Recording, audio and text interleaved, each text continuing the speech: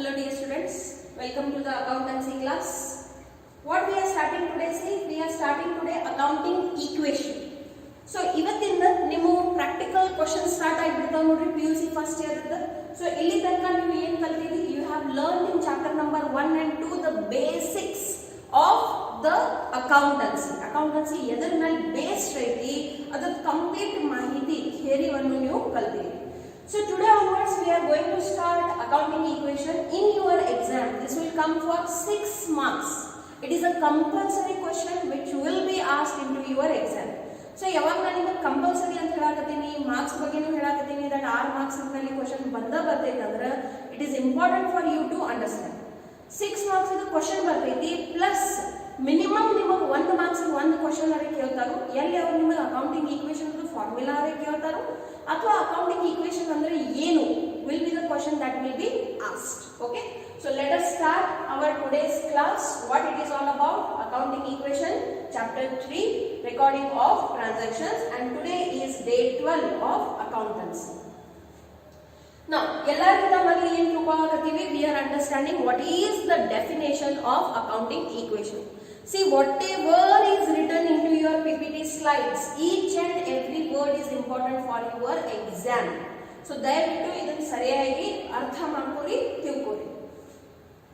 Now what is an accounting equation? Accounting equation signifies that the assets of the business are always equal to the total of its liabilities and capital, which is called owner's equity. ಬಹಳ ಸರಳ ವಾಕ್ಯ ಐತಿ ನೋಡ್ರಿ. ಏನ್ ಹೇಳ್ತಾರೋ, accounting equation ಅಂದ್ರೆ ಏನು? Accounting equation ಒಂದು ಹಂತ ಸೂತ್ರ ಐತಿ. It is a such kind of formula which signifies that the assets. Now what are the assets? These are the belongings which have been gathered by the owner. Cash is there, bank balance is there, furniture is there, building is there, machinery is there, debtors are there, bills receivable is there, or any outstanding income is there. Okay, ಇದು ಎಲ್ಲದಕ್ಕೂ ಕೂಡಿಸಿ ನಾವು ಏನಂತ ಕರಿತೀವಿ? Assets ಅಂತ ಕರಿತೀವಿ. Okay, ಅದು always, it has to be always equal to the total of its liabilities and capital, that is called as owner's equity. So ನೀವು assets ಹೆಂಗೆ ಇರಬೇಕು ನೋಡ್ರಿ, the assets should and must be always equal to the liabilities. Okay, this is what it is trying to say, and that's why the equation is given here. Say, okay, so what is the equation? The equation is assets is equal to liabilities plus capital. Capital is also a liability only, but ಇದು ಎಂತ liability ಐತಿ? Internal liability ಐತಿ, ಓನರಿಗೆ ಕೊಡುವಂತ ದುಡ್ಡು ಐತಿ. ಹಾಗಾಗಿ ಅದನ್ನ ನಾವು ಓನರ್ಸ್ ಈಕ್ವಿಟಿ ಅಂತ ಕರಿತೀವಿ ನೋಡಿ. ವೇರಾಸ್ ಯಾವಾಗ ನಾವು ಸಿಂಪ್ಲಿ ಲಯಬಿಲಿಟೀಸ್ ಅಂತ ಕರಿತೀವಿ ಅಂದ್ರೆ ಏನು ಎಕ್ಸ್ಟರ್ನಲ್ ಲಯಬಿಲಿಟೀಸ್ ಅದಾವ. ಫಾರ್ ಎಕ್ಸಾಂಪಲ್, ಕ್ರೆಡಿಟರ್ಸಿಗೆ ದುಡ್ಡು ಕೊಡುವುದೈತಿ, ಎನಿ ಔಟ್ಸ್ಟ್ಯಾಂಡಿಂಗ್ ಎಕ್ಸ್ಪೆನ್ಸಸ್ ಅದಾವು, ಬಿಲ್ಸ್ ಪೇಯಬಲ್ ಅದಾವು, that is all. Bank loan ಐತಿ. ಓಕೆ, ಸೊ ಅದು ಎಲ್ಲದಕ್ಕೂ ನಾವು ಏನಂತ ಕರಿತೀವಿ? ಲಯಬಿಲಿಟಿ ಅಂತ ಕರಿತೀವಿ. ಕ್ಯಾಪಿಟಲ್ ಲಯಬಿಲಿಟಿ ಐತಿ, ಯಾಕಂದ್ರೆ ಈ ದುಡ್ಡು ಯಾರಿಗೆ ಕೊಡುವುದೈತಿ? ಓನರಿಗೆ ಕೊಡುವುದೈತಿ. But when it will be given only when the company or the business is being winded up. ಬಂದ್ ಯಾವಾಗ ಮಾಡ್ತೇವೆ ಬಿಸ್ನೆಸ್, ಅವಾಗ ಮಾತ್ರನೇ ಈ ಕ್ಯಾಪಿಟಲ್ ಅಮೌಂಟ್ ನಿಮಗೆ ಒಳ್ಳೆ ಕೊಡುವುದೈತಿ. ಹಾಗಾಗಿ ಇದನ್ನ ನಾವು ಸಪರೇಟ್ ಆಗಿ ಅಂತ ತೋರಿಸ್ತೀವಿ ಈಕ್ವೇಶನ್ ದಲ್ಲಿ. Why? It is our owners equity, that's why. So ಈ ಫಾರ್ಮುಲಾವನ್ನು ಸರಿಯಾಗಿ ತಿಳ್ಕೋರಿ. What is the formula? See, the assets is always equal. The assets is always equal to the liabilities plus capital. So ಯಾವುದು ಇದು equation ಇದನ್ನ ತೋರಿಸ್ತೈತಿ, ಅದನ್ನ ನಾವು accounting equation ಅಂತ ಕರಿತೀವಿ. ಅಕೌಂಟಿಂಗ್ ಈಕ್ವೇಶನ್ ಸಿಗ್ನಿಫೈಸ್, ನೋಡಿ, accounting equation signifies that the assets of a business are always, understand this word, always, ಯಾವತ್ತು, every time, once in a while ಅಲ್ಲ, every time. Okay, always equal to the total of its liability and capital. So ಏನ್ liability ಐತಿ ಮತ್ತು ಅದರ ಏನ್ capital ಐತಿ, ಅದರ total ನೀವು ಏನ್ ಮಾಡ್ತೀರಿ, that should and must be equal to the assets. ಈಗ ನೋಡಿ, ನಿಮಗೆ ಒಂದು ಫಾರ್ಮುಲಾ ತಯಾರು ಮಾಡಕ್ ಬಂತಂದ್ರೆ ಬೇರೆ ಬೇರೆ ಬಹಳಷ್ಟು ಫಾರ್ಮುಲಾ ತಯಾರು ಮಾಡಕ ಬರ್ತದೆ. ಸಪೋಸ್ ನನಗೆ ಅಸೆಟ್ ಫೈಂಡ್ ಮಾಡೋದೈತಂದ್ರೆ, if I want to find out asset, what will be the formula? The formula will be assets is equal to liabilities plus capital. But suppose ನಾನು ಕ್ಯಾಪಿಟಲ್ ಫೈಂಡ್ ಮಾಡೋದೈತಂದ್ರೆ, if I want to find out the capital, what will become the formula? ನೀವು ಇದನ್ನೆಲ್ಲ maths ದಲ್ಲಿ ಕಲ್ತೀರಿ ನೋಡ್ರಿ. This assets will go that side. This asset will go that side. Liability is as it is. Okay, so when it is going that side, it will become minus. Okay, so what will become the formula? The formula will be assets minus liabilities. Okay, this is the real formula. Assets ದಾಗಿ ಏನು ಆಗ್ತೈತಿ? Liabilities minus ಆಗ್ತೈತಿ. ಅದೇ ರೀತಿ suppose ನಿಮಗೆ liabilities find out ಮಾಡೋದೈತಿ. Okay, ನಿಮಗೆ ಏನು find out ಮಾಡೋದೈತಿ? Liability find out ಮಾಡೋದೈತೆ ಅಂದ್ರೆ ನೀವು ಅಸೆಟ್ಸ್ ದಾಗಿ ಏನ್ ಮೈನಸ್ ಮಾಡಬೇಕು? ಕ್ಯಾಪಿಟಲ್ ಅನ್ನು ಮೈನಸ್ ಮಾಡಬೇಕು. ಅಂದ್ರೆ ನಿಮಗೆ ಏನ್ ಸಿಗ್ಬಿಡ್ತೈತಿ? ಲಯಬಿಲಿಟಿ ಸಿಗ್ಬಿಡ್ತೈತಿ. So you should be able to frame the formulas. ಈ ಮೂರು ಫಾರ್ಮುಲಾಸ್ ನಿಮಗೆ ಬರ್ಬೇಕು ನೋಡ್ರಿ. Assets is equal to what? Liabilities plus capital. Capital means what? Assets minus liability. when I am using the word liability ಅಂದ್ರೆ ಇಲ್ಲಿ ಎಂತ liability ಬಗ್ಗೆ ಮಾತಾಡಕತ್ತೀವಿ ನಾವು? external liability ಬಗ್ಗೆ ಮಾತಾಡಕತ್ತೀವಿ, outside liability ಬಗ್ಗೆ ಮಾತಾಡಕತ್ತೀವಿ. and what if I want to find out the outside liability? then assets minus capital. okay, so ಈ ರೀತಿಯಿಂದ ಏನು ಸೂತ್ರಗಳು ಅದಾವು, what are these formulas? ಇವೇ ಫಾರ್ಮುಲಾಸ್ ನಾವು ಏನಂತ ಕರಿತೀವಿ ನೋಡ್ರಿ? ಅಕೌಂಟಿಂಗ್ ಈಕ್ವೇಷನ್ ಅಂತ ಕರಿತೀವಿ. So this is the only theory, this much only. ನಿಮಗೆ ಬಂತಂದ್ರೆ ಎಕ್ಸಾಮ್ ನಲ್ಲಿ 1 ಮಾರ್ಕ್ಸ್ ಗೆ ಈ question ಕೇಳ್ತಾರೋ, what do you mean by accounting equation? or they may ask you in multiple choice question the formula for the accounting equation. okay, you should be able to write it correctly. now what we will do, we will start with the sums. okay, ಇದರ ಮೇಲೆ ಏನು ನಮಗೆ ಲೆಕ್ಕಗಳನ್ನು ಕೊಟ್ಟಾರು text book ದಲ್ಲಿ. okay, so ಯಾರ್ಯಾರು ಇನ್ನೂ text book ಖರೀದಿ ಮಾಡಿಲ್ಲ, text book ಖರೀದಿ ಮಾಡ್ರಿ. ಸಪೋಸ್ ಟೆಕ್ಸ್ಟ್ ಬುಕ್ ಇಲ್ಲ ಮತ್ತು ಖರೀದಿ ಮಾಡೋದು ವಿಚಾರನೂ ಕಮ್ಮಿ ಆಯ್ತಂದ್ರೆ ನನಗೆ ಒಂದು ಮೆಸೇಜ್ ಮಾಡ್ರಿ, ನಾನು ನಿಮ್ಮ ಅಕೌಂಟೆನ್ಸಿ ಟೆಕ್ಸ್ಟ್ ಬುಕ್ PDF ಅನ್ನು ಕಳಿಸ್ಬಿಡ್ತೀನಿ ನಿಮ್ಮ ವಾಟ್ಸಾಪಿಗೆ. Okay, so you can see the questions from there and you can write down. ಇವತ್ತು ಮೊದಲನೇ ಕ್ಲಾಸ್ ಐತಿ, ಅದಕ್ಕಾಗಿ ನಾನು ಕ್ವಶನ್ ಅನ್ನು ಬರೀತೀನಿ, ಬಟ್ ಮುಂದಿನ ಕ್ಲಾಸಲ್ಲಿ ಬರೆಯಂಗಿಲ್ಲ. ಸೊ ಇಲ್ಲಿ ಒಂದು ಬ್ಯಾಲೆನ್ಸ್ ಶೀಟ್ ಕೊಟ್ಟೈತಿ ನೋಡಿ, ಇದೇನೈತಿ? Balance sheet. ನೀವು ಫಸ್ಟ್ ಟೈಮ್ ನೋಡಕತ್ತೀರಿ balance sheet. Okay, so what is a balance sheet? Balance sheet is a statement which shows the assets and liabilities of a business organization. It can be any business organization. okay, so balance sheet ಏನಾಯ್ತಂದ್ರೆ ಒಂದು particular date ಇದೆ ಮತ್ತೆ ಇದೇನೈತಿ? ಒಂದು statement ಐತಿ, ಒಂದು sheet ಐತಿ. It's not an account. okay, so it is a statement which shows the assets and liabilities of the business. ಒಂದು business ದಲ್ಲಿ ಏನೇನ್ ಅಸೆಟ್ಸ್ ಅಂಡ್ ಲಯಬಿಲಿಟೀಸ್ ಅದಾವ ಅದನ್ನ ತೋರಿಸ್ತೀವಿ. now please understand few points that I am saying to you. ಸಾಮಾನ್ಯವಾಗಿ balance sheet ಈ ರೀತಿಯಿಂದ ಬರೀತಾರೋ, where we will have 4 columns. okay, liabilities, assets, amount. okay, assets side ಅಲ್ಲಿ ಏನೇನ್ ಬರೀತೀವಿ? all the assets of the company, fixed assets and current assets. ನೀವು ಇದನ್ನೆಲ್ಲ basic terms ನಲ್ಲಿ ಕಲ್ತೀರಿ. If ನಿಮಗೆ ನೆನಪಿಲ್ಲ, go back to the videos and watch it again. See, this is the beauty of online classes. ಏನಾದ್ರೆ ಮರ್ತೀರಂದ್ರೆ ನೀವು ಮತ್ತೊಮ್ಮೆ ಹೋಗಿ ಅದನ್ನ ರಿವೈಸ್ ಮಾಡ್ಕೋಬಹುದು. You can download the videos and also keep it with you. So what are the current and fix assets? ಎರಡು ಕುಡಿಷನ್ ಕೊಟ್ಬಿಟ್ಟಾರೆ ಇಲ್ಲಿ. Cash, bank, debtors, stock, furniture, plant and machinery. I hope ನಿಮಗೆ ಇದರ ಅರ್ಥ ಗೊತ್ತಾಗ್ತೈತಿ. ಕ್ಯಾಶ್ ಅಂದ್ರೆ ಏನು? ಏನ್ ದುಡ್ಡು ಇರ್ತೈತೆ, that is called cash. Bank ಅಂದ್ರೆ ಏನು? ಇಡೀ ಬ್ಯಾಂಕ್ ಅನ್ನ ನಿಮ್ದು ಅಸೆಟ್ ಆಗಂಗಿಲ್ಲ. ಬ್ಯಾಂಕ್ ನಲ್ಲಿ ಇರುವಂತ ನಿಮ್ ಬ್ಯಾಂಕ್ ಬ್ಯಾಲೆನ್ಸ್. ಓಕೆ, ಎಲ್ಲ ವ್ಯಾಪಾರಿಗಳು ಏನ್ ಇರ್ತೈತೆ ನೋಡ್ರಿ, ಬ್ಯಾಂಕ್ಗಳಲ್ಲಿ ಖಾತೆ ಇರ್ತಾವ. ಓಕೆ, ಸೊ ಬೇರೆ ಬೇರೆ ಪ್ರಕಾರದ ಖಾತೆಗಳು ಇರ್ತಾವ. They will have current account, they will have some savings bank account, they might have a fixed deposit account. So in whatever bank accounts, whatever money they have kept, the total amount will be shown here. Then debtors. Debtors ಅಂದ್ರೆ ಯಾರು ನೋಡ್ರಿ? ಯಾರ ಕಡೆ ನಿಮಗೆ ದುಡ್ಡು ಬರುವುದೈತಿ. debtors is a person from whom you have to receive the money.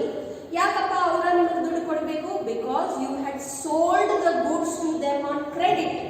Okay, meaning ಏನಾಗ್ತೈತಿ ನೋಡ್ರಿ, ಯಾವಾಗ ನೀವು ಯಾರಿಗಾರೆ ಹಿಂಗ್ ತಗೋರಿ ಎಕ್ಸ್ ಅಂತ ಒಬ್ಬ ವ್ಯಕ್ತಿ ಅದಾನು. Okay, sold goods to X, sold goods to X on credit. Okay, amount ಏನು ಸದ್ಯ ಇಲ್ಲಿ ಇದನ್ನ ತಗೊಂಡ್ಬಿಡ್ರಿ, 35,000 ಅಂತ ತಗೊಂಡ್ಬಿಡ್ರಿ. ಓಕೆ, ನೀವು ಎಕ್ಸ್ ಅವರಿಗೆ ಏನ್ ಮಾಡಿರಿ? 35,000 ರೂಪಾಯಿ ಗೂಡ್ಸ್ ಅನ್ನು ಉಧಾರಿ ಮೇಲೆ, ಕ್ರೆಡಿಟ್ ಮೇಲೆ ಮಾರಿರಿ. What you mean by credit? Where the amount is not received immediately, it will be received in the near future. So ಅಲ್ಲಿ ತನಕ ಎಕ್ಸ್ ಅವರು ಬಿಸ್ನೆಸ್ ಗೆ called as a debtor. Debtor ಅಂದ್ರೆ ಏನು? ಡೆಪ್ಟಾರ್ ಅಂತ ಹೇಳಕ್ ಹೋಗ್ಬೇಡ, ಇದು ಬಿ ಸೈಲೆಂಟ್ ಐತಿ. ಸೊ ಡೇಟಾರ್ ಅಂದ್ರೆ ಯಾರು? ಯಾರ ಕಡೆಯಿಂದ ನಮಗೆ ದುಡ್ಡು ಬರುವುದಿರ್ತೈತಿ. ಎದಕ್ ಬರುದೈತಪ್ಪ ಅವ್ರ ಕಡೆಯಿಂದ ದುಡ್ಡು? ಅವ್ರು ನಮ್ಮ ಕಡೆಯಿಂದ ಗೂಡ್ಸ್ ಏನ್ ಮಾಡ್ಯಾರು? ಖರೀದಿ ಮಾಡಿ ಹೋಗ್ಯಾರು. So goods have gone but the money has not come. So till then we will record his name. So collectively ನಾವು ಎಲ್ಲರಿಗೂ ಇಂಥವ್ರಿಗೆ ಒಬ್ಬರ ಎಕ್ಸ್ ಅಂತ ಇರಂಗಿಲ್ಲ, ಎಷ್ಟೊಂದು ಮಂದಿ ಜೋಡಿ ವ್ಯಾಪಾರ ಮಾಡಿರ್ತೀವಿ, ಪ್ರತಿಯೊಬ್ಬರ ಹೆಸರಲ್ಲಿ ಬರೆಯಕ್ಕಾಗಂಗಿಲ್ಲ. isn't it? Because it has to be a statement just in a piece of paper ಎಲ್ಲ ಮಾಹಿತಿ ಬರಬೇಕು. ಸೊ ಅಂತ ಕೇಸಸ್ ಅಲ್ಲಿ ಎಲ್ಲರಿಗೂ ಒಗ್ಗಟ್ಟಾಗಿ ಕೂಡಿಸಿ ನಾವು ಒಂದು ಹೆಸರು ಏನ್ ಕೊಡ್ತೀವಿ ಅವ್ರು ಎಲ್ಲರಿಗೆ ಡೇಟಾಸ್. ಓಕೆ, ಸೊ ಇಲ್ಲಿ ಡೇಟಾಸ್ ಎಷ್ಟದ ನೋಡ್ರಿ, 35,000. ಆಮೇಲೆ ಸ್ಟಾಕ್. ಸ್ಟಾಕ್ ಅಂದ್ರೆ ಏನು? The goods which are unsold and lying down into your godown. ಅದರಲ್ಲಿ ಯಾವ ಡಿಫೆಕ್ಟ್ ಇಲ್ಲ, ಡೆಫಿಸಿಯನ್ಸಿ ಇಲ್ಲ, ಏನೂ ಇಲ್ಲ, they are good enough. But ಈ ಡೇಟಿಗೆ ಯಾವಾಗ ನೀವು ಇದು ಬ್ಯಾಲೆನ್ಸ್ ಶೀಟ್ ತಯಾರು ಮಾಡಾಕತ್ತಿದ್ರಿ, ಆ ಡೇಟಿಗೆ ನಿಮ್ಮ ಅಂಗಡಿಯಾಗ ಅಥವಾ ನಿಮ್ಮ ಗೋಡೌನ್ ನಲ್ಲಿ ಇವು ಇಷ್ಟು ಗೂಡ್ಸ್ ಅದಾವ. ಓಕೆ, ಸೊ ಅದನ್ನ ನಾವು ಏನಂತ ಕರಿತೀವಿ? ಸ್ಟಾಕ್ ಅಂತ ಕರಿತೀವಿ. Okay, then furniture. ಒಂದು ಬಿಸ್ನೆಸ್ ಮಾಡಬೇಕಾದ್ರೆ ಬಹಳಷ್ಟು ಬೇರೆ ಬೇರೆ ಅಸೆಟ್ಸ್ ಬೇಕಾಗ್ತಾವ ನೋಡ್ರಿ. ಉದಾಹರಣೆಗಾಗಿ ಒಂದು ಕಾಲೇಜ್ ನಡೆಸಬೇಕಾದ್ರೆ ನಿಮ್ಮ ದೃಷ್ಟಿಕೋನದಿಂದ ಏನೇನು ಇರಬಹುದು ಹೇಳ್ರಿ asset? First of all building is required. After building what is required? Benches R required. Then like this smart boards are required, projectors are required. Okay, so ultimately ಇದೆಲ್ಲನೂ ಏನಾಯ್ತು? ಅಸೆಟ್ ಆಯ್ತು.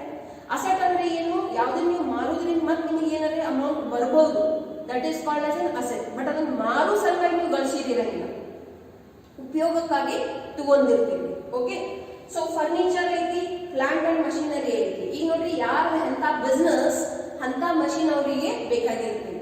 ಓಕೆ, ಸೊ ಏನ್ plant ಅಂದ್ರೆ ಗಿಡ? No, when there is a huge big machine, that is called as a plant. It cannot be called as a machine. In ಬೇರೆ ಸಣ್ಣ ಸಣ್ಣ machines ಇರ್ತಾವ, ಅದನ್ನ ನಾವು machinery ಅಂತ ಕರಿತೀವಿ.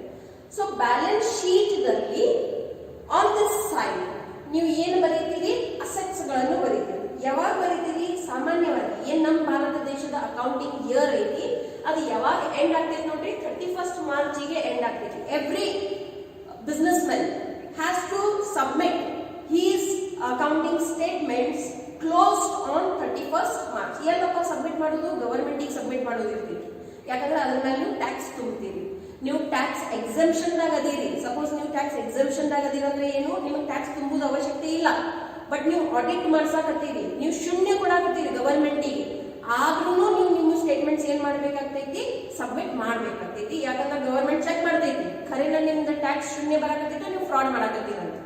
ಓಕೆ, ಸೊ ಇದೇನು ಬರ್ದೀವಿ ಈಚೆ ಕಡೆ, ಇದು ಎಲ್ಲಾನು ನಾವು ಏನಂತ ಕರಿತೀವಿ? It will B all called as assets. Let us come this side. So the very first item that you can see is capital. What do you mean by capital? The money or money's worth which is invested by the owner into the business is called as capital. ದುಡ್ಡರೇ ಆಗಬಹುದು ಅಥವಾ ದುಡ್ಡದ ಬೆಲೆ ಇರುವಂತಹದ್ದು ಏನಾರೆ ಬೇರೆ assets ಇರಬಹುದು, goods ಇರಬಹುದು, ಏನಾರೆ ಬೇರೆ ಅಸೆಟ್ಸ್ ಅವ್ರು ತಗೊಂಡ್ ಬಂದಿರಬಹುದು. That all together collectively is called as capital. ಅದನ್ನ ನಾವು ಏನಂತ ಕರಿತೀವಿ? ಕ್ಯಾಪಿಟಲ್ ಅಂತ ಕರಿತೀವಿ. ಇದನ್ನ ನಾವು ಏನಂತ ಕರಿತೀವಿ? ಓನರ್ಸ್ ಈಕ್ವಿಟಿ ಅಂತಾನೂ ಕರಿತೀವಿ. ನೋಡ್ರಿ, ಅವಾಗ ನೋಡಿದ್ವಿ ಓನರ್ಸ್ ಈಕ್ವಿಟಿ ಅದರ ಅರ್ಥ ಏನಾಗ್ತೈತಿ? This is the internal liability. ಇಲ್ಲಿ ದುಡ್ಡು ಯಾರಿಗೆ ಕೊಡೋದೈತಿ? ಮಾಲಕನ ಕೊಡೋದೈತಿ, ಎಲ್ಲೇ ಹೊರಗಿನ ವ್ಯಕ್ತಿಗೆ ಕೊಡುವುದಿಲ್ಲ. ಓಕೆ, ಸೊ ಮಾಲಕಿಗೆ ದುಡ್ಡು ಯಾವಾಗ ಒಳಗೆ ಕೊಡ್ತೀವಿ? ಯಾವಾಗ ಇಡೀ ಸಂಸ್ಥೆನ ಬಂದಾಗಿಬಿಡ್ತೈತಿ, ಬಿಸ್ನೆಸ್ ಬಂದಾಗಿಬಿಡ್ತೈತಿ, ಅಲ್ಲಿ ತನಕ ಅವ್ರಿಗೆ ಯಾವುದೇ ಪ್ರಕಾರದ ದುಡ್ಡನ್ನು ನಾವು ಕೊಡಂಗಿಲ್ಲ. And that's why it is called as owners equity. This all together is called as outside liability. Okay, so ಇದನ್ನ ನಾವು ಏನಂತ ಕರಿತೀವಿ? ಔಟ್ಸೈಡ್ ಲಯಬಿಲಿಟಿ ಅಂತ ಕರಿತೀವಿ. ಸೊ ಔಟ್ಸೈಡ್ ಲಯಬಿಲಿಟಿದಲ್ಲಿ ಏನ್ ಬರ್ತಾವ ನೋಡ್ರಿ? ಕ್ರೆಡಿಟರ್ಸ್. ಇಲ್ಲಿ ಒಂದ ಉದಾಹರಣೆ ಕೊಟ್ಟರು. ಈ ಕ್ರೆಡಿಟರ್ಸ್ ಅಂದ್ರೆ ಯಾರಪ್ಪ ಅಂತೀವಿ ನನಗೆ ಕೇಳಬಹುದು. ಓಕೆ, ಇದು ಕಾನ್ಸೆಪ್ಟ್ ಕ್ಲಿಯರ್ ಇರ್ಬೇಕು ನೋಡ್ರಿ. ಡೇಟರ್ಸ್, ಕ್ರೆಡಿಟರ್ಸ್ ಇದು ಕ್ಲಿಯರ್ ಇತ್ತಂದ್ರೆ ನೀವು ಬಿಸ್ನೆಸ್ ಮ್ಯಾನ್ ಆಗಕ್ಕೆ ಸಾಧ್ಯತೆ ಇದೆ. ಸೊ ಕ್ರೆಡಿಟರ್ಸ್ ಅಂದ್ರೆ ಯಾರು? ಯಾರಿಗೆ ಒಂದು ಬಿಸ್ನೆಸ್ ಅನ್ನ ದುಡ್ಡು ಕೊಡುವುದೈತಿ. ಯಾಕಪ್ಪ ಅವ್ರಿಗೆ ದುಡ್ಡು ಕೊಡಬೇಕು? ಬಿಕಾಸ್ ಯಾವ ರೀತಿಯಿಂದ ನೀವು ಕ್ರೆಡಿಟ್ ಸೇಲ್ಸ್ ಮಾಡಿರ್ತೀರಿ, ಅದೇ ರೀತಿಯಿಂದ ಕ್ರೆಡಿಟ್ ಪರ್ಚೇಸಸ್ ಮಾಡಿರ್ತೀರಿ. Let us take an example. Purchased goods on credit. Purchased goods on credit from Z. Okay, for rupees. ಇಲ್ಲಿ ಏನು ಅಮೌಂಟ್ ಕೊಟ್ಟಾರು ಎಲ್ಲನೂ ಬರೆದು ಬಿಡೋದು. ಸಾಮಾನ್ಯವಾಗಿ ಹಿಂಗೆ ಆಗಂಗಿಲ್ಲ, just for your understanding purpose.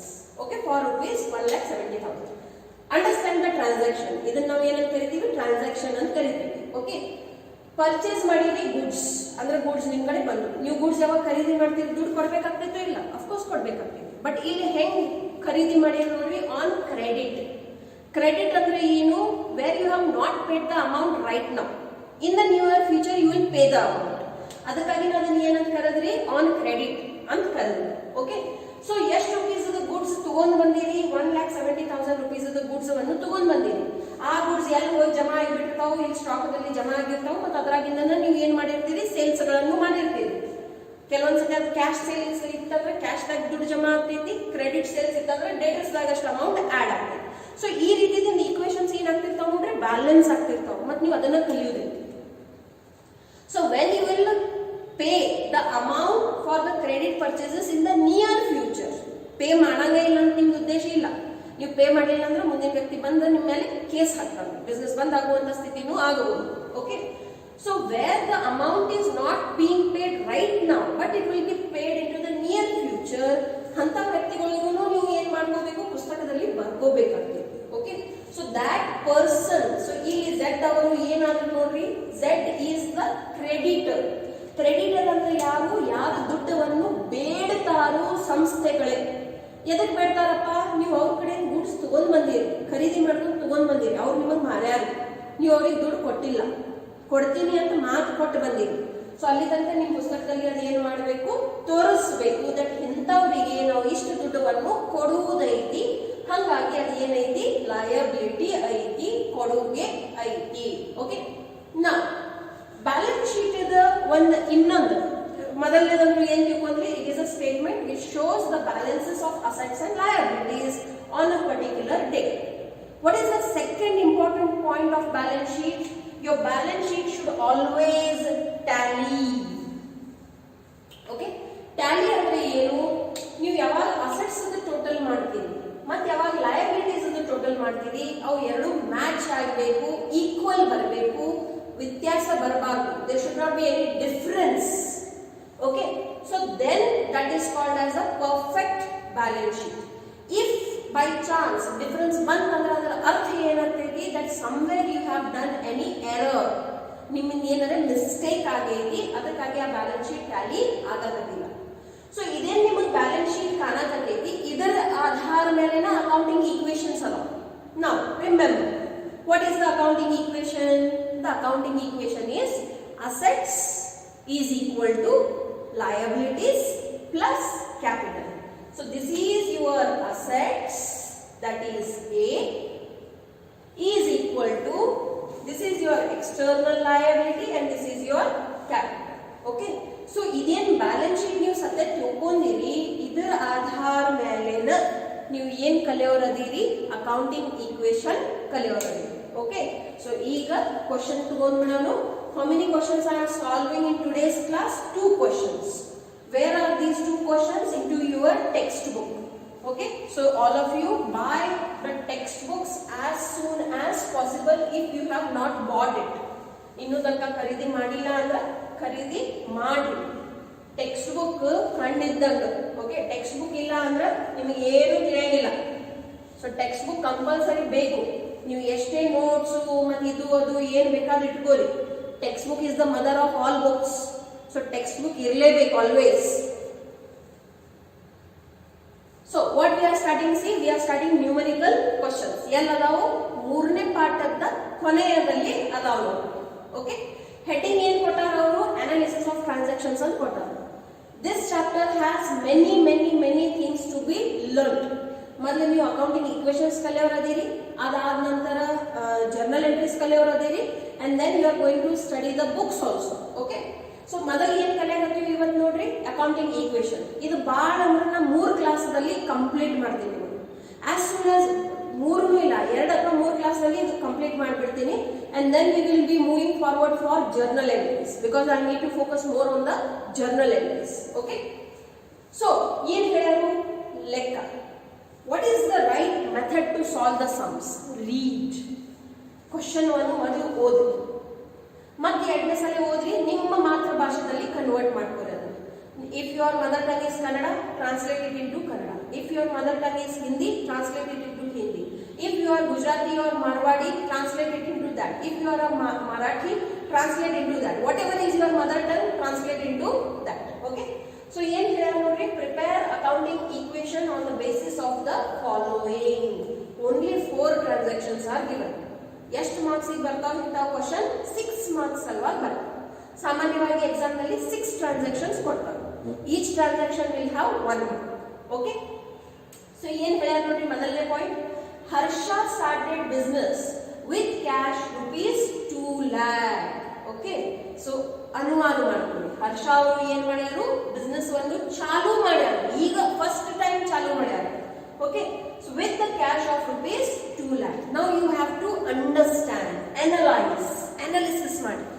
ಇವೆಲ್ಲ ಏನದಾವ, ಟ್ರಾನ್ಸಾಕ್ಷನ್ ಅದಾವ. ಟ್ರಾನ್ಸಾಕ್ಷನ್ ನೀವು ವಿಶ್ಲೇಷಣೆ ಮಾಡಬೇಕು, ನಿಮ್ಮ ಮಾತೃಭಾಷೆಯಲ್ಲಿ ಕನ್ವರ್ಟ್ ಮಾಡಬೇಕು. ಕನ್ವರ್ಟ್ ಮಾಡಿ ಕೇಳ್ರಿ, ಹರ್ಷ ಅವರು ಏನ್ ಮಾಡ್ಯಾರು, ಬಿಸ್ನೆಸ್ ಅನ್ನು ಚಾಲೂ ಮಾಡ್ಯಾರು. ಏನ್ ತಗೊಂಡ್ ಬಂದಾರು, ಕ್ಯಾಶ್ ಅನ್ನು ತಗೊಂಡ್ ಬಂದಾರು ಬಿಸ್ನೆಸ್ ಅಲ್ಲಿ. Now remember, business is a separate entity. Concept ದಲ್ಲಿ ತಿಳ್ಕೊಂಡಿರಿ. ಬಿಸ್ನೆಸ್ ಬೇರೆ, ಓನರ್ ಬೇರೆ. Okay. If you remember, the business is separate and the owner is separate. This is the business and he is the owner. ಈ business ನಲ್ಲಿ ಹರ್ಷ ಅವರು ಏನ್ ತಗೊಂಡ್ ಬಂದಾರ ನೋಡ್ರಿ, ಕ್ಯಾಶ್ ತಗೊಂಡ್ ಬಂದಾರು. ಓಕೆ. ಸೊ ಯಾರಪ್ಪ ಕೊಟ್ಟರು ಈ ಕ್ಯಾಶ್ ಅನ್ನು? ಓನರ್ ಹೆಸರು ಏನೈತಿ, ಹರ್ಷ ಅಂತ ಹೆಸರೈತಿ. ಸೊ ನೀವು ಯಾವ ದೃಷ್ಟಿಕೋನದಿಂದ ವಿಚಾರ ಮಾಡಬೇಕು? ಹರ್ಷ ದೃಷ್ಟಿಕೋನದಿಂದ ವಿಚಾರ ಮಾಡ್ತೀರಿ, ಬಿಸ್ನೆಸ್ ದೃಷ್ಟಿಕೋನದಿಂದ ವಿಚಾರ ಮಾಡಬೇಕು. You have to think from the point of view of the business and not from the owner. Business ದೃಷ್ಟಿಕೋನದಿಂದ ವಿಚಾರ ಮಾಡಬೇಕು. ಯಾಕಂದ್ರೆ ಓನರ್ ದೃಷ್ಟಿಕೋನದಿಂದ ವಿಚಾರ ಮಾಡಿದ್ರೆ ಅವನ ಕೈಯಾಗಿನ ದುಡ್ಡು ಹೊಂಟೈತಲ್ಲ. ಬಟ್ ನೀವು ಯಾವ ದೃಷ್ಟಿಕೋನದಿಂದ ವಿಚಾರ ಮಾಡಬೇಕು? ಬಿಸ್ನೆಸ್ ದೃಷ್ಟಿಕೋನದಿಂದ ವಿಚಾರ ಮಾಡಬೇಕು. ಬಿಸ್ನೆಸ್ ಅದ ದೃಷ್ಟಿಕೋನದಾಗ ದುಡ್ಡು ಬರ್ಲಿಕ್ಕತೈತಿ. ಸೊ ಬಟ್ ದುಡ್ಡು ಹಂಗ ಬರಾಕತೈತಿ ಇಲ್ಲ, ಈ ದುಡ್ಡು ನೀವು ಒಳಗೆ ಕೊಡಬೇಕು. ಯಾರಿಗೆ? ಓನರಿಗೆ. ಹಂಗಾಗಿನೇ ಇದನ್ನ ನಾವು ಏನಂತ ಕರಿತೀವಿ ನೋಡ್ರಿ, ಕ್ಯಾಪಿಟಲ್ ಅಂತ ಕರಿತೀವಿ. The money which is invested by the owner in to the business is called as capital and capital is a liability. Okay. So ಹೀಗೆ ನೀವೆಲ್ಲ ತಿಳ್ಕೊಂಡ ಮೇಲೆ ಈಕ್ವೇಶನ್ ತಯಾರು ಮಾಡಕ ಸಮರ್ಥ ಆಗ್ತೀವಿ. Okay. Purchase goods from Naman for cash. ಈಗ ನೋಡ್ರಿ, ಇದು ಬಹಳ ಮಹತ್ವದ ಐತಿ.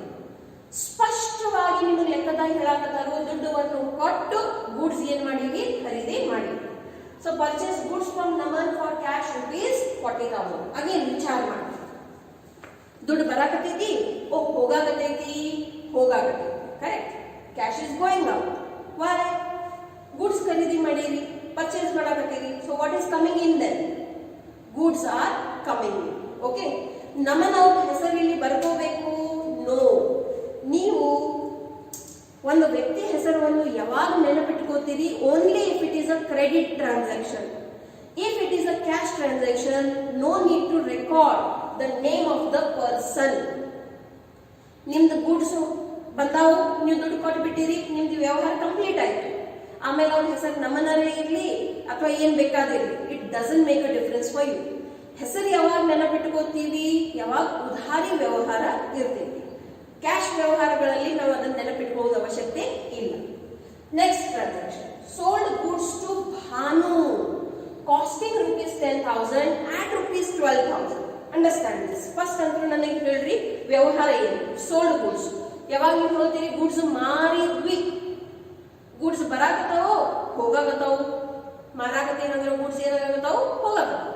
ಈಗ ಯಾವಾಗ ನೀವು ಗೂಡ್ಸ್ ಮಾರ್ತೀರಿ, ಸಾಮಾನ್ಯವಾಗಿ ನಿಮಗೆ ಏನ್ ಬರಬೇಕು? ದುಡ್ಡು ಬರಬೇಕು. ಬಟ್ ಹೇಳ್ಯಾರ ಎಲ್ಲರೇ ಕ್ಯಾಶ್ ಬಂದೈತಂತ ಎಲ್ಲೂ ಹೇಳಿಲ್ಲ. ಏನ್ ಕೊಟ್ಟಾರು? ಹೆಸರು ಕೊಟ್ಟಾರು ನೋಡಿ. ಸೊ ಎಲ್ಲಿ ಸ್ಪಷ್ಟತೆ ಇಲ್ಲ, whether it's a cash transaction or a credit transaction.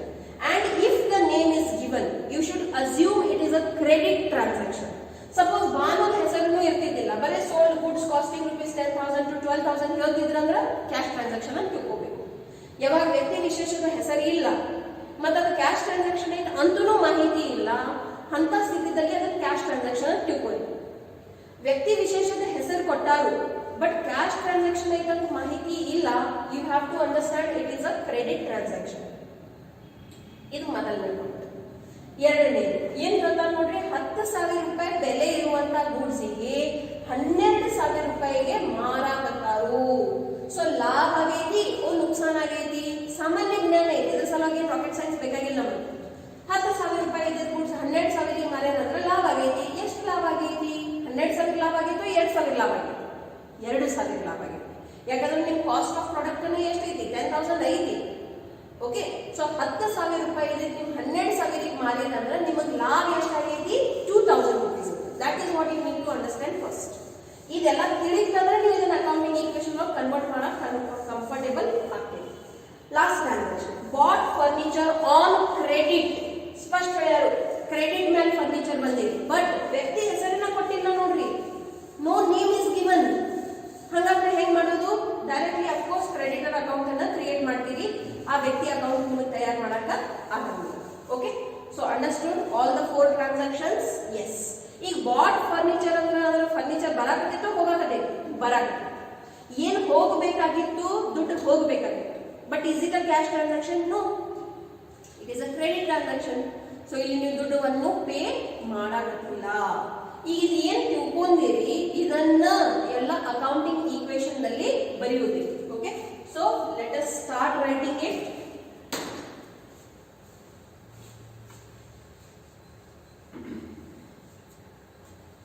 So ಇದು ನಿಮಗೆ ಯಾವಾಗ ಬರೆಯಕ್ಕೆ ಈಸಿ ಆಗ್ತೈತೆ ನೋಡ್ರಿ, when you remember what is your accounting equation. So what is the accounting equation?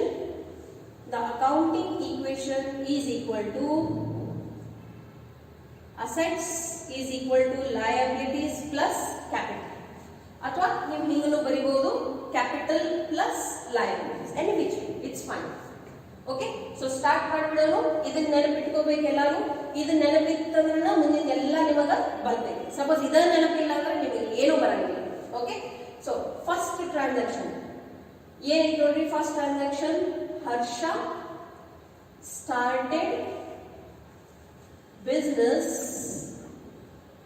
with cash rupees 2 lakh. ಇಲ್ಲಿ ಒಂದು ಶೂನ್ಯ ಬಂದಿಲ್ಲ. ಓಕೆ, ಸೊ ಬರೋದು ಬಿಡ್ರಿ. With rupees 2 lakh. ಇಲ್ಲಿ ನಿಮ್ಗೆ ಏನು ಈಕ್ವೇಶನ್ ಐತಿ? ಡಿಟ್ಟೋ ಅದ ಪ್ರಕಾರ ನೀವು ಬರಿಬೇಕಾಗ್ತೈತಿ. Assets is equal to liabilities plus capital ಅಥವಾ capital plus liabilities, whatever. Okay,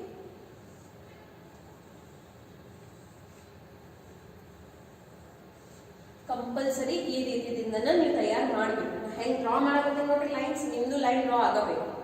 ಈಗ ಇಲ್ಲಿ ಈ ಟ್ರಾನ್ಸಾಕ್ಷನ್ ನಲ್ಲಿ tell me what is the asset. ಆಸ್ತಿ ಏನು? ನೀವು ಬ್ಯಾಲೆನ್ಸ್ ಶೀಟ್ ನೋಡ್ಬೇಕು ಅದರ ಸಲುವಾಗಿ. So what is the asset? Cash is the asset. Okay, ನಾವು ಈ ರೀತಿಯಿಂದ ಅನುಕೂಲತೆ ಆಗಲಿ ಅದಕ್ಕಾಗಿ ಬರೆಯಾಗಿದ್ದೀವಿ ನೋಡ್ರಿ. Okay, so what is this? This is the rupees. Okay, so cash ಬೆಲೆ ಎಷ್ಟೈತೆ ನೋಡ್ರಿ. Cash is equal to rupees 2 lakh. ಎಷ್ಟು ದುಡ್ಡು ಬಂದೈತಿ ಬಿಸ್ನೆಸ್ ನಲ್ಲಿ? 2 ಲಕ್ಷ ರೂಪಾಯಿ ಬಂದೈತಿ. ಯಾವ ಸ್ವರೂಪದಲ್ಲಿ ಬಂದೈತಿ? ಹರ್ಷ ಅವರು ಬಿಸ್ನೆಸ್ ಚಾಲೂ ಮಾಡಬೇಕಾದ್ರೆ ಹಾಕ್ಯಾರ. ಸೊ ಯಾವಾಗ ಒಂದು ಮಾಲಕ ಬಿಸ್ನೆಸ್ ಅಲ್ಲಿ ದುಡ್ಡು ಹಾಕ್ತಾರೋ ಅದನ್ನ ನಾವು ಏನಂತ ಕರಿತೀವಿ? ಕ್ಯಾಪಿಟಲ್ ಅಂತ ಕರಿತೀವಿ. ಸೊ ಎಷ್ಟು ಬಂತಪ್ಪ ಕ್ಯಾಪಿಟಲ್? 2 lakh. ನೀವು ಬೇಕಂದ್ರೆ ಹರ್ಷಾದ ಹೆಸರನ್ನು ಬರೀಬಹುದು. You can write down as Harsha's capital. Okay, ಅಂದ್ರೆ ಇನ್ನೂ ನಿಮಗೆ ಕ್ಲಾರಿಟಿ ಸಿಗ್ತದೆ. So what is Harsha's capital? It is rupees 2 lakh. At the end of every accounting equation ನೀವು ಏನ್ ಮಾಡಬೇಕಾಗ್ತೈತಿ ನೋಡ್ರಿ? Total ಮಾಡಬೇಕಾಗ್ತೈತಿ. At the end of every accounting equation you should then must do the total. So total ಮಾಡ್ಬಿಡ್ರಿ. Total ಮಾಡಬೇಕಾದ್ರೆ ಈ ರೀತಿಯಿಂದ ಇದು double line ಆಗಬೇಕು. ನೀವು ನೋಡ್ತೀರಿ ಅಸೆಟ್ಸ್ should and must be equal to the liabilities and capital. So this is 2 lakh and this is 2 lakh. Understood all of you? Assets is equal to liabilities plus capital. This is the first transaction.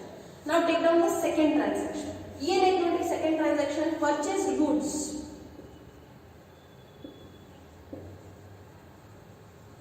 Purchase goods from Naman. ಈಗ ನೀವು ನನಗೆ ಕೇಳಬಹುದು ma'am ನಾವು ಇಂಥವ್ದು ಎಲ್ಲ ಪ್ರತಿ ಸಲ ಬರೀಬೇಕು, every time ಪ್ರತಿ ಒಂದು ಟ್ರಾನ್ಸಾಕ್ಷನ್ ನೀವು ಹಿಂಗೆ ಬರೆಯಬೇಕು, it's compulsory. Okay, purchase goods from Naman for cash rupees 40,000.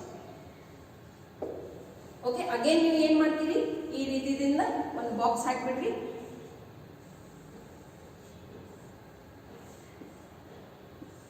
Okay, what is this? This is asset, this is rupees, this is liabilities plus capital, or you can write down capital plus liabilities.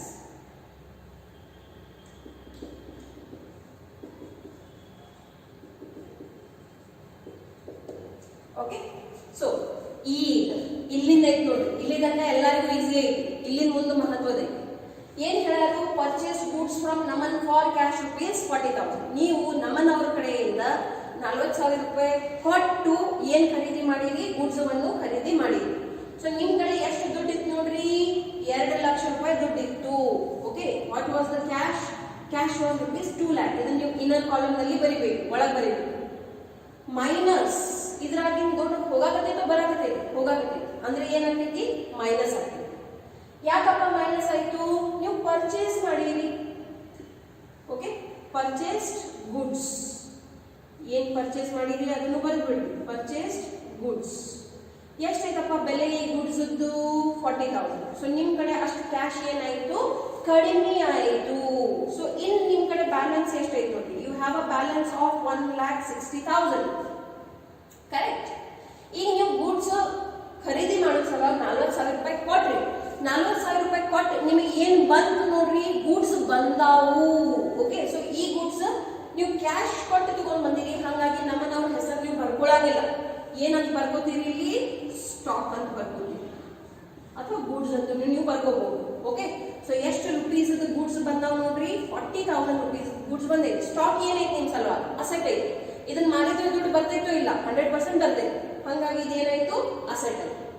ಈಗ ಇದೇನ್ ವ್ಯವಹಾರ ಐತಿ, ಇದೇನ್ transaction ಐತಿ, ಇದ್ರದ್ದು ಏನೇ ಪ್ರಭಾವ ಹರ್ಷಾದ ಕ್ಯಾಪಿಟಲ್ ಮೇಲೆ ಬೀಳ್ತೈತಿ, no, that will remain as it is. Actually ಇದು 2 ಲಕ್ಷ ರೂಪಾಯಿ ಅಕ್ಕಿಂದ ಕೊಟ್ಟಿದ್ದು ದುಡ್ಡು, but that is a liability for life long now. Harsha's capital, how much it is? It is rupees 2 lakh. Again ನೀವು ನೋಡ್ತೀರಿ, ಇಲ್ಲಿ ಏನಾಗಬೇಕು, ಟೋಟಲ್ ಆಗಬೇಕು. And as the equation says, asset should and must be equal to the liabilities and capital. Okay, so that is rupees 2 lakh, rupees 2 lakh. Okay, ತಿಳಿದು ನೋಡ್ರಿ, ಎರಡು equation ಏನೇನದಾವು. ಮೊದಲನೇದು Harsha started business with cash, ಎರಡನೇದೈತಿ purchase goods from Naman for cash. ಈಗ ಮೂರನೇ equation ಕಡೆ ಹೋಗೋಣ. ಏನ್ ಹೇಳ್ತೈತಿ ನೋಡ್ರಿ ನಮ್ಮ ಮೂರನೇ equation, it says sold goods to Bhanu, sold goods to Bhanu costing rupees 10,000 at rupees 12,000, okay. ಬಹಳ ಮಹತ್ವದ ಐತಿ ಇದು. ಮೊದಲು ನೀವು ಇದನ್ನು ತಿಳ್ಕೋರಿ, ಆಮೇಲೆ ಈ ರೀತಿಯಿಂದ ತೋರಿಸಿ.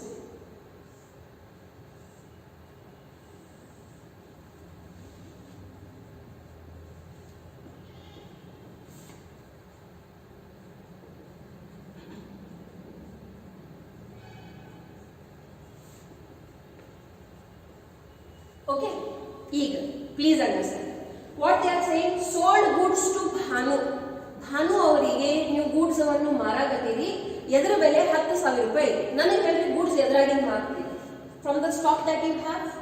ನಿಮ್ ಕಡೆ ಎಷ್ಟು ಸ್ಟಾಕ್ ಐತಿ ನೋಡ್ರಿ, 40,000 ರೂಪಾಯಿ ಸ್ಟಾಕ್ ಐತಿ. ಅಂದ್ರೆ ಅದ್ರಾಗಿಂದ ಏನಾಯ್ತು, 10,000 ರೂಪಾಯಿ ಬೆಲೆ ಇರುವಂತ ಗೂಡ್ಸ್ ಕಮ್ಮಿ ಆಗ್ತಾವು. Okay, understand this. ಪ್ಲಸ್ ದುಡ್ಡು ಕೊಡಕತ್ತಾರ ನೋಡ್ರಿ, ಸಾಮಾನ್ಯವಾಗಿ ಗೂಡ್ಸ್ ಮಾರಿದ್ರೆ ದುಡ್ಡು ಬರಬೇಕು ಇಲ್ಲ. Sold goods to Bhanu costing rupees 10,000 at 12,000. ಎಲ್ಲರೂ ಹೇರ್ ವಾಕ್ಯದಲ್ಲಿ ದುಡ್ಡು ಬರಾಕತೈತೆ ಅಂದ್ರೆ no information is given about cash transaction. So ಇಲ್ಲಿ ನಿಮ್ ಕ್ಯಾಶ್ ಬ್ಯಾಲೆನ್ಸ್ ಮೇಲೆ ಏನೇ ಪ್ರಭಾವ ಆಗ್ತೈತಿ, ಏನೂ ಪ್ರಭಾವ ಆಗಂಗಿಲ್ಲ. So the cash will remain as it is, which is rupees 1,60,000. Correct. ಪ್ರಭಾವ ಎದ್ರ ಮೇಲೆ ಬೀಳಾಕತೈತಿ? ಸ್ಟಾಕ್ ಮೇಲೆ ಬೀಳಾಕತೈತಿ. ನಿಮ್ ಸ್ಟಾಕ್ ಬ್ಯಾಲೆನ್ಸ್ ಎಷ್ಟೈತಿ ನೋಡ್ರಿ? 40,000. ಅದ್ರಾಗಿಂದ 10,000 rupees ನೀವು ಏನ್ ಮಾಡಿರಿ? ಸೇಲ್ಸ್ ಮಾಡಿರಿ. ಸೊ ನಿಮ್ ಸ್ಟಾಕ್ ಏನಾಯ್ತು? ಕಮ್ಮಿ ಆಯ್ತು. ಈಗ ನಿಮ್ಮ ಅಂಗಡಿಯಾಗ ಎಷ್ಟು ಸ್ಟಾಕ್ ಐತಿ? 30,000 rupees ಸ್ಟಾಕ್ ಐತಿ. ಕರೆಕ್ಟ್. ಈಗ ಭಾನು ಅವರು ನಿಮಗೆ ದುಡ್ಡು ಕೊಟ್ಟಾರು? ಇಲ್ಲ.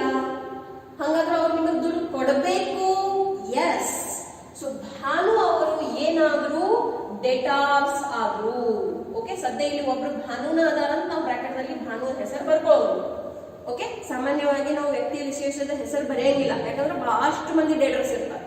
ಇದು ನಿಮ್ ಮೊದಲನೇ ಲೆಕ್ಕ ಐತಿ, ಅದಕ್ಕಾಗಿ ನಾವು ಅದನ್ನ ಆ ರೀತಿದಿಂದ ಬರೆಯಂಗಿಲ್ಲ. ಭಾನು ಗೊತ್ತಿರಂಗಿಲ್ಲ ನೋಡ್ರಿ, 10,000 ರೂಪಾಯಿ ಬೆಲೆ ನೀವು 12,000 ರೂಪಾಯಿ ಮಾರಿರಂತ. ಅವ್ರಿಗಂದ್ರೂ ನೀವು 12,000 ಅಂತಾನೆ ಹೇಳ್ತೀರಿ. ಮತ್ ನೀವು ಹೇಳೋ ಕೊಡಬಾರ್ದು, ಯಾಕಂದ್ರೆ ನೀವು ಬಿಸ್ನೆಸ್ ಎದ್ರ ಸಲುವಾಗಿ ಮಾಡಾಕತ್ತೀರಿ? ಲಾಭಕ್ಕಾಗಿ. ನೀವು ಅವ್ರಿಗೆ ಹೇಳಂಗಿಲ್ಲ ನನಗೆ ಇದು ಬಿಸ್ನೆಸ್ ಮೇಲೆ 2,000 ರೂಪಾಯಿ ಸದ್ಯ ಈಗ ಲಾಭ ಆಗೈತಿ ಈ ವ್ಯವಹಾರ ಮೇಲೆ. ಸೊ ಭಾನು ಕಡೆಯಿಂದ ಎಷ್ಟು ದುಡ್ಡು ಬರ್ತೈತಿ ನೋಡ್ರಿ? 12,000 ರೂಪಾಯಿ ಬರುವುದೈತಿ. That's why it is your asset. Correct. ಈಗ ಇದ್ರದ್ದು ಒಂದು ಪ್ರಭಾವ ಕ್ಯಾಪಿಟಲ್ ಮೇಲೇನೂ ಬೀಳ್ತೈತಿ. ಹೆಂಗ್ ಬೀಳ್ತೈತಿ ಹೇಳ್ರಿ ನೋಡೋಣ. 10,000 ರೂಪಾಯಿ ಬೆಲೆ ಇರುವಂತ ಗೂಡ್ಸಿಗೆ 12,000 ರೂಪಾಯಿ ಮಾಡಿರಂದ್ರ ಹರ್ಷ ಅವರಿಗೆ ಲಾಭ ಆಯ್ತು? ಇಲ್ಲ. ಅಫ್ಕೋರ್ಸ್ ಆಯ್ತು. ಲಾಭ ಎಷ್ಟಾಗೈತಿ? 2,000 ರೂಪಾಯಿ. ಈ ಲಾಭ ಹೋಗಿ ಎಲ್ಲಿ ಆಡ್ ಆಗ್ತೈತಿ? ಹರ್ಷದ ಕ್ಯಾಪಿಟಲ್ ನಲ್ಲಿ ಆಡ್ ಆಗ್ತೈತಿ. Harsha's capital. See what is the capital? Capital is rupees 2 lakh. ಇದರಲ್ಲಿ ಲಾಭ ಆಯ್ತಂದ್ರ ಅದೇನಾಗಬೇಕು? ಆಡ್ ಆಗಬೇಕು. So what is the amount of profit? 2,000. ಎಲ್ಲ ವ್ಯವಹಾರದ ಪ್ರಭಾವ ತೋರಿಸಿದ ಮೇಲೆ ಕೊನೆಯಲ್ಲಿ ಇದು ಏನಾಗ್ಬೇಕು ನೋಡ್ರಿ? ಟ್ಯಾಲಿ ಆಗಬೇಕು. ಟ್ಯಾಲಿ ಆತಂದ್ರನ್ನ ನಿಮ್ ಲೆಕ್ಕ ಕರೆಕ್ಟ್ ಇದೆ. ಓಕೆ, ಸೊ ಟೋಟಲ್ ಮಾಡಿ ನೋಡ್ರಿ ಎರಡು ಕಡೆ. ಓಕೆ, ಇದನ್ನ ಔಟರ್ ಕಾಲಮ್ ನಲ್ಲಿ ಮೊದಲು ತಗೊಂಡ್ ಬರ್ರಿ. ಇದು 2,02,000 ಆಗತೈತಿ. ಸೊ ನಿಮ್ದು ಲಯಬಿಲಿಟೀಸ್ ಪ್ಲಸ್ ಕ್ಯಾಪಿಟಲ್ ಎಷ್ಟು ಐತಿ ನೋಡ್ರಿ? 2,02,000. ಈಚೆ ಕಡೆ ನೋಡ್ರಿ ಅಷ್ಟೇ ಆಗತೈತೋ ಇಲ್ಲ? ಅಷ್ಟ ಆತಂದ್ರನ್ನ ನಿಮ್ದು ಲೆಕ್ಕ ಕರೆಕ್ಟ್, ಇಲ್ಕಂದ್ರ ತಪ್ಪು. So that is the beauty of accounting equation. Every time ಪ್ರತಿ ಒಂದು ಈಕ್ವೇಶನ್ ಒಂದು ವ್ಯವಹಾರ ಆದ್ಮೇಲೆ ನಿಮ್ದು ಏನಿರ್ಬೇಕು ನೋಡ್ರಿ? Asset should and must be equal to the capital and liabilities. So it is equal 2,02,000.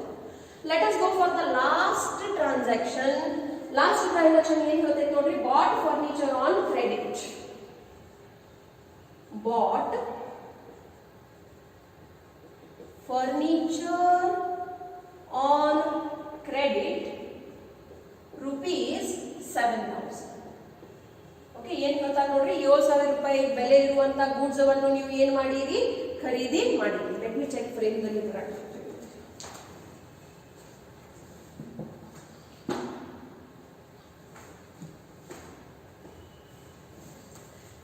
S. So ಈಗ ಮತ್ತೊಮ್ಮೆ ಏನ್ ಮಾಡ್ತೀರಿ ನೋಡ್ರಿ? You have to draw like this. ಈಗ ಇದು ಡ್ರಾ ಮಾಡಿದ್ರ ಅನುಕೂಲ ಆಗ್ತೈತಿ? ಆಗ್ತೈತಿ. ನೀವು ಬೇಕಾದ್ರೆ ಹಂಗನೂ ಬರೀಬಹುದು. Okay, okay, so here assets rupees, liabilities plus capital,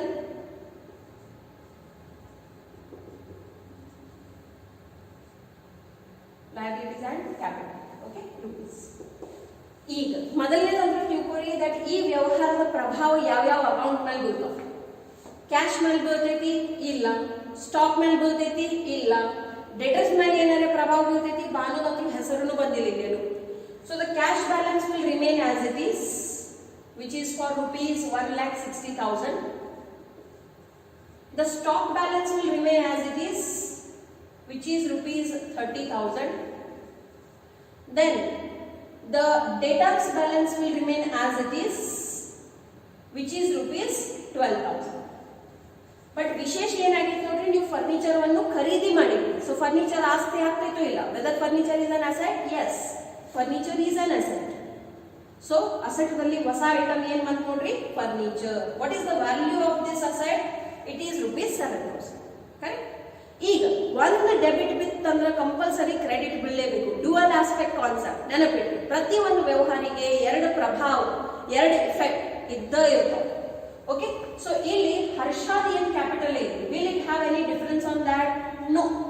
It will not have any difference. Okay, so it will remain 2,02,000. ಈಗ ಏನ್ ನೋಡ್ರಿ, ನೀವು ಫರ್ನಿಚರ್ ಖರೀದಿ ಮಾಡಿರಿ, ಬಟ್ ಹೆಂಗ್ ಖರೀದಿ ಮಾಡಿರಿ? ಕ್ರೆಡಿಟ್ ಮೇಲೆ, ದುಡ್ಡು ಕೊಟ್ಟಿಲ್ಲ, ಭವಿಷ್ಯದಾಗ ಕೊಡಬೇಕಾಗ್ತದೆ. ಸೊ ಅವರಿಗೆ ನಾವು ಏನಂತ ಕರಿತೀವಿ? ಕ್ರೆಡಿಟರ್ಸ್ ಅಂತ ಕರಿತೀವಿ. ಯಾರಿಗೆ ನಾವು ಭವಿಷ್ಯದಲ್ಲಿ ದುಡ್ಡು ಕೊಡುವುದಿಲ್ಲ, which is for ₹7,000. Okay, so ಈಗ ನೀವು ನೋಡ್ರಿ, again your equation will tally your asset is equal to your liabilities and capital. So totally ಏನಾಗತ್ತೆ ನೋಡ್ರಿ, 2,09,000 ಆನ್ ಬೋತ್ ದ ಸೈಡ್ಸ್. ಎರಡು ಕಡೆ ಟೋಟಲ್ ಏನೈತಿ?